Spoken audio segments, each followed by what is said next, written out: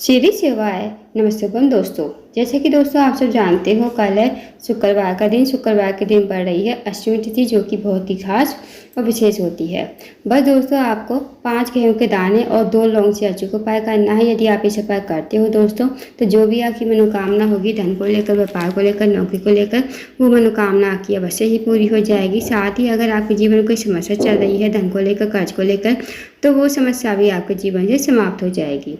पूजा गुरु जी कथा को सुनकर उपाय को अच्छे से समझाने का प्रयास करेंगे। तो आइए दोस्तों, जानते हैं उपाय कैसे करना है। दोस्तों, पहला जो उपाय है वो है मनोकामना पूर्ति के लिए।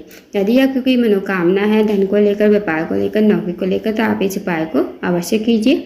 इस उपाय करने के सबसे पहले आपको एक लोटा जल लेना है तांबे के पात्र में। साथ ही आपको लेने हैं 5 गेहूं के दाने। जो आप 5 गेहूं के दाने लोगे ना, वो खंडित नहीं होनी चाहिए, इस बात का ध्यान रखना। अब आपको चले जाना है दोस्तों शिव जी के मंदिर में। शिव जी के मंदिर में जाकर सबसे पहले आपको जो आपके पास 5 गेहूं के दाने हैं ना, उनमें से 4 गेहूं के दाने आपको गणेश जी के सामने समर्पित करने हैं। ओम गणेशाय नमः या फिर श्री शिवाय नमस्तुभ्यम कहते हुए। अब दोस्तों, आप सबको पता होगा कि शिव जी का जो पूरा परिवार है वो जलाधारी पर विराजमान है। तो गणेश जी का जो स्थान होता है ना, जलाधारी के राइट साइड पर होता है। तो वहाँ पर आपको 4 गेहूं के दाने श्री शिवाय नमस्तुभ्यम कहते समर्पित कर देने हैं। उसके बाद दोस्तों, जो आपके पास 1 गेहूं का दाना बचेगा, 1 लोटा जल बचेगा, वो आपको गेहूं का दाना लोटे के जल में डाल देना है। इस लोटे के जल का आपको सबसे पहले गणेश जी के सामने समर्पित कर देना, थोड़ा सा जल। फिर थोड़ा सा जल आपको भगवान कार्तिकेय, फिर माता सरस्वती, फिर पार्वती माता का हस्त कमल पर। और जो भी जल बचेगा वो आपको अपने हाथों में लेना है। हाथ में लोटा पकड़ना है, भगवान से प्रार्थना करनी है कि हे महादेव, मेरे जीवन की ये मनोकामना काफ़ी दिन से अधूरी पड़ी है, आप मेरी मनोकामना को पूर्ण करें। तो आपको ऐसी प्रार्थना विनती करते हुए आपको लोटे का जल शिवलिंग के ठीक ऊपर समर्पित कर देना, श्री शिवाय नमस्तुभ्यम कहते हुए। 2 मिनट आपको मंदिर बैठना है, श्री शिवाय नमस्तुभ्यम का जाप करना है। अब आपको भगवान को प्रणाम करते हुए, विनती करते हुए आपको अपने घर पर आ जाना है। तो दोस्तों, करके देखिएगा, बहुत ही अच्छी विशेष उपाय है। इस उपाय यदि आप करते हो तो जो भी आपकी मनोकामना होगी, वो मनोकामना आपकी अवश्य ही पूरी हो जाएगी।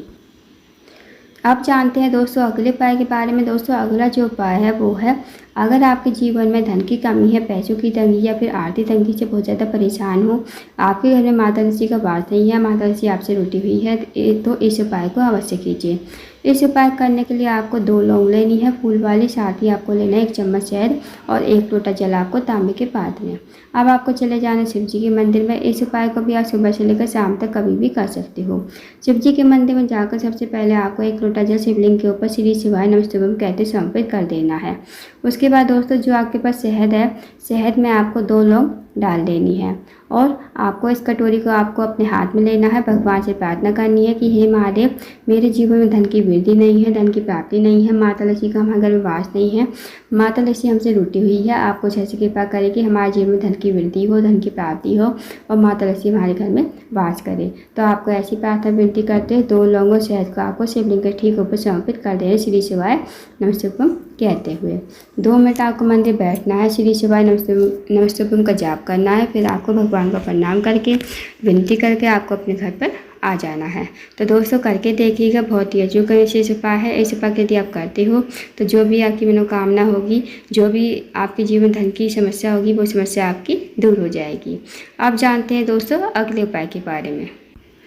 दोस्तों, अगला जो उपाय है वो है रोग मुक्ति के लिए। यदि आपके घर में कोई व्यक्ति काफ़ी दिन से बीमार पड़ा है, उसकी जो बीमारी है दूर होने का नाम नहीं ले रही है, तो आप इस उपाय को अवश्य कीजिए। इस उपाय करने के सबसे पहले आपको 1 लोटा जल लेना है तांबे के पात्र में। साथ ही आपको लेनी है 1 बेलपत्र, जो कहीं से कटी फटी खंडित ना हो।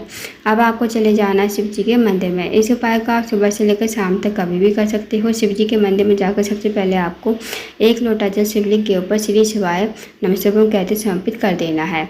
उसके बाद दोस्तों, जो आपके पास बेलपत्र है ना, बेलपत्र को आपको अपने हाथों में रखना है, भगवान से प्रार्थना करनी है उस रोगी व्यक्ति के लिए, जो रोगी व्यक्ति आपके घर में काफ़ी लंबे समय से बीमार पड़ा है। उसका नाम लेते हुए, गोत्र बोलते हुए, इस बेलपत्र को आपको कुंदकेश्वर महादेव का नाम लेते हुए शिवलिंग के ऊपर समर्पित कर देना है। अब जो आपने बेलपत्र चढ़ाई थी ना दोस्तों शिवलिंग के ऊपर, वो आपको महादेव से विनती करते हुए औषधि के रूप में आपको अपने घर पर लेकर आनी है। इस बेलपत्र को घर पर लाकर उस रोगी व्यक्ति को खिलाना है जो रोगी व्यक्ति आपके घर में काफ़ी लंबे समय से बीमार पड़ा है। उसको आपको कुंदकेश्वर महादेव का नाम लेते हुए इस बेलपत्र को चबा चबा कर खाने को कहना है।